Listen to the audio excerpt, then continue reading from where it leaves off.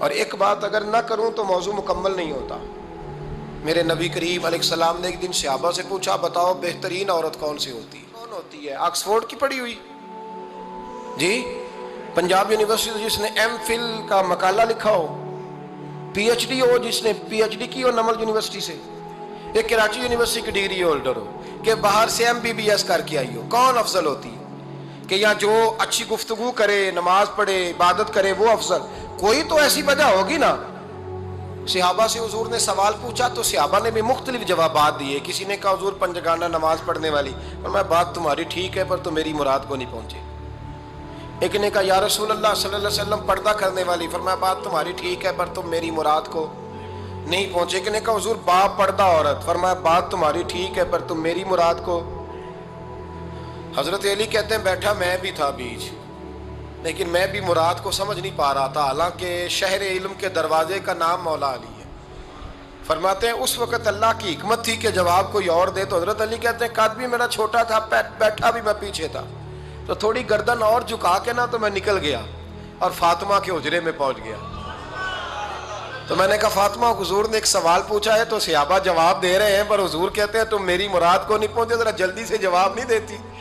تو خاتون جنت ہنس پڑی، فرمانے لگی میں جواب دوں؟ آپ کو بھی کہا ہاں دیں جواب کا کیا؟ فرمانے لگے بتاؤ سب سے بہترین عورت دنیا کی کون سی، سب سے بہترین؟ تو جناب فاطمہ کہنے لگی سادہ سا جواب تھا، آپ لوگوں کو آیا کیوں نہیں؟ کہا چلو بتاؤ۔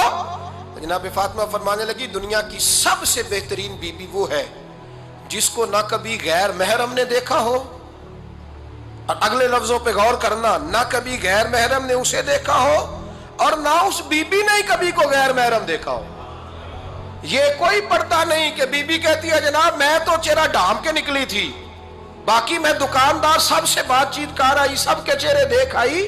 حضرت فاطمہ نے بتایا کہ تیری آنکھوں کا بھی پردہ ہے، اور وہ روایت وہاں الگ موجود ہے کہ حضور نے حضرت عائشہ صدیقہ ام سلمہ سے کہا کہ عبداللہ ابن مکتوم نابینا ہے تو پردہ کرو، تو یہ نابینا اس سے پہلے سیرت نگاروں نے لکھا ہے کہ ایک دن یہ اس سے پہلے حضرت فاطمہ کے گھر چلے گئے حضور کے ساتھ، تو نبی کریم علیہ السلام نے جب ان کو لے کے حضور داخل ہوئے تو جناب فاطمہ نے آنکھیں جھکا لی، پردہ کر لیا، تو حضور نے فرمایا بیٹی وہ تو نابینا ہے، تو عرض کرنے لگی حضور مجھے تو نظر آ رہا ہے نا۔ یعنی حضور نے جو ازواج کو کہا وہ بات کی، جناب فاطمہ کا جو انداز ہے وہ نرالا ہے۔ تو حضرت علی کہتے ہیں جناب فاطمہ نے جواب دیا کہ بہترین عورت وہ جس نے نہ کبھی غیر محرم دیکھا ہو اور نہ غیر محرم نے کبھی، وہ بی بی نے بھی کبھی غیر محرم بندہ نہ دیکھا ہو، دیکھا ہی نہ ہو اس نے۔ یہ پوائنٹ ذرا مشکل ہے، سمجھنے والا ہے۔ تو حضرت علی کہتے ہیں میں وہاں سے گردن جھکائی اور بیچ آ کے بیٹھ گیا، بات ابھی جاری تھی۔ حضور نے فرمایا آتا ہے کسی کو جواب؟ تو کہتے ہیں میں نے ہاتھ کھڑا کیا، میں نے کو حضور آتا ہے، تو حضور مسکرا پڑے، فرمایا چل بتا۔ میں نے عرض کی حضور بہترین عورت وہ ہے کہ نہ کبھی اسے غیر محرم نے دیکھا ہو نہ اس نے کبھی غیر محرم دیکھا ہو۔ تو حضرت علی کہتے ہیں شاباش مجھے ملنی چاہیے تھی نا۔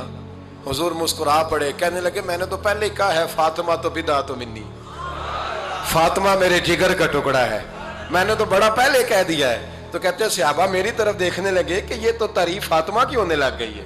تو میں نے کہا کیا کریں؟ اس محبوب کو بتایا ہے جس کے لیے اللہ نے کوئی پردہ رکھا ہی نہیں، سارے پردے کھول دیے۔ حضرت فاطمہ کے وصال کا وقت آیا، انتقال کا، تو حضرت اسماء بنت امیس کو بلایا اور بلا کے فرمانے لگی تو مجھے غسل دینا اور سوائے میرے شوہر مولا علی کے کسی اور سے مدد بھی نہ لینا۔ اور فرمانے لگی میں نے حبشہ کے بارے میں سنا ہے کہ وہاں جب بیویوں کا جنازہ اٹھتا تھا تو وہ لوگ چارپائی کے اوپر یوں کر کے اس طرح کر کے لکڑیاں لگاتے تھے، نیچے باندھ لیتے تھے اور لکڑی میں لچک ہو تو اوپر جا کے پھر اس کو باندھ دیتے تھے تو پردہ بن جاتا تھا۔ فرمایا میں نے علی کو بتا دیا ہے، تمہیں بھی بتا رہی ہوں، جنازہ میرا رات کو اٹھانا اور لکڑیاں لگا کے نا تو اوپر پردہ کر لینا، میرے وجود پر پڑی ہوئی چادر پر بھی کسی کی نظر نہیں پڑنی چاہیے۔ رات کو جنازہ اٹھانا اور رات کو مجھے دفن کر دینا۔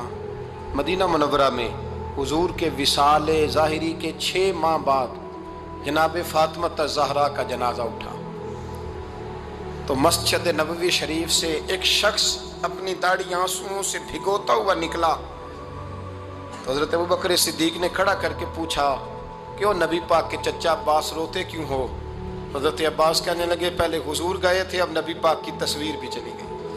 कहा क्या हुआ? का जनाब फातिमा का विसाल हुआ। फिर से एक दफ़ा मदीने में रात आई, फिर से शाम हुई, फिर से जनाजा उठा। शेर खुदा अलीउल मुर्तज़ा रज़ी अल्लाह ताला अन्हु ने, हज़रत अब्बास ने, हज़रत कुसुमुद्दीन अब्बास ने, हज़रत अब्दुल्ला इब्न अब्बास ने तदफीन से फारिग हुए। एक रवायत है कि हज़रत अब्बास ने जनाजा पढ़ाया और एक मुस्तनद रवायत है कि हज़रत अबू बकर सिद्दीक ने जनाजा पढ़ाया। और जब जनाजा पढ़ा करके बाहर निकले तो हज़रत अली शेर खुदा की आंखों में आंसू थे। इतने काली रोते क्यों हो? मानने लगे सिर्फ फातिमा नहीं गई, मुस्तफ़ा करीम की उम्मत के लिए दुआएं करने वाला एक बड़ा हाथ रुखसत हुआ है। एक बड़ा हाथ जनाब फातिमा ज़हरा ने 29 साल की उम्र मुबारक गुजारी। मैंने पहले भी एक दफ़ा ये मौजू बयान किया था तो मैंने बात कर दी थी, क्योंकि मैंने नहीं की, वो बात किसी और की है, करनी बड़ी ज़रूरी है। अल्लामा इकबाल कहने लगे, इसरारे बेखुदी में लिखने लगे कि फ़ातिमा जो तूने किया है वो कोई नहीं कर सकता। इकबाल कहने लगे फ़ातिमा जब तुझे देखता हूँ ना तो तड़प उठता हूँ। कहने लगे है फ़ातिमा मेरे रसूल करीम ने ना मेरे पाँव में शरीयत की जंजीरें बांध दी हैं, अगर मुझे शरीयत मना न करती, हुजूर पाबंद न करते तो मैं काबे का तवाफ़ न करता, तेरी कब्र का तवाफ़ करता। फातिमा तूने 29 साल में वो इनकलाब बर्पा किया, उम्मत पर वो रहमत की। अली के घर की है इज्जत, अली से सुनते हैं। नबी के घर की है इज्जत, नबी से सुनते हैं। वो जिसने मुअज़्ज़ज़ किया घराने को, हुसैन पाल के जिसने दिया ज़माने को। और मेरे आला हज़रत फरमाते हैं सैयदा जाहिदा तय्यबा ताहिरा। कभी आप अगला फिक्रा सुने ने तो बरेली के इमाम ने हद कर दी, फरमाने लगे जाने अहमद की राहत पे लाखों सलाम। जाने अहमद कहते हैं नबी पाक की जो जान है वो सैयदा फातिमा है। और सिर्फ जान नहीं, ये वो वाली हुजूर की जान है जिससे नबी पाक सुकून हासिल करते हैं, राहत हासिल करते हैं। जाने अहमद की राहत पे। और इसका एक तर्जुमा ये है कि नबी पाक की जान को सुकून हजरत फातिमा की वजह से मिलता। जाने अहमद की राहत पे लाखों सलाम। और हजरत हसनैन करीमैन का जिक्र करते हुए फरमाते हैं आप ततहीर से जिसमें पौधे जमे।